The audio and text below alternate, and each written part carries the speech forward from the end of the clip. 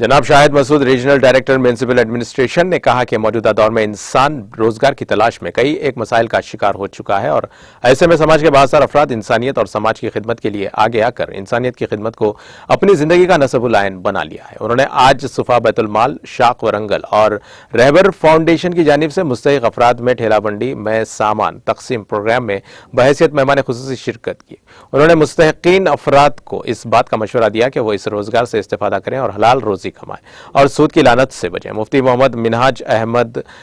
कौमी सदर सफा बैतुल माल वरंगल ने प्रोग्राम की सदारत की, जबकि जनरल सेक्रेटरी सफा बैतुल माल हाफिज मोहम्मद शाहिद अहमद और सैयद ख्वाजा फरीदुद्दीन मौलाना मोहम्मद मुनव्वर हुसैन ने प्रोग्राम की निगरानी की। मोहम्मद फुरखान मुकामी कॉरपोरेटर ने कहा कि सफा बैतुल माल के फलाही खिदमात काबिल सताइश हैं और इस तरह के कामों से मुस्तहिकीन को फायदा होता है। ये मुस्तहिकीन हलाल तरीके से रोजमर्रा का काम करते हुए अपनी जिंदगी गुजार सकते हैं। मुफ्ती मिनहाज अहमद कौमी सदर सफा बैतुल माल ने कहा कि सफा बैतुल माल और रहबर फाउंडेशन की जानिब से मुस्तहिकीन में ठेला बंडी में सामान फराहम करने की खातिर तकरीबन 15 यौम से मुस्तहिकीन का सर्वे और तहकीक का काम चल रहा था। दरखास्तें तो बहुत उसूल हुई, लेकिन तहकीक के बाद 100 मुस्तहिकीन में मेहमानान के हाथों ठेला बंडियों और सामान की तकसीम अमल में लाई गई। उन्होंने कहा कि बंडियों के साथ साथ सामान में चंद लोगों को तरकारी, चंद लोगों को चाय, होटल का सामान और दीगर मुख्तलिफ सामान फराहम किए गए और बेरोजगार मुस्तहिकीन में रोजगार फराहम करना ही इस प्रोग्राम का अहम मकसद है। इस मौके पर सदर सफा बैतुल माल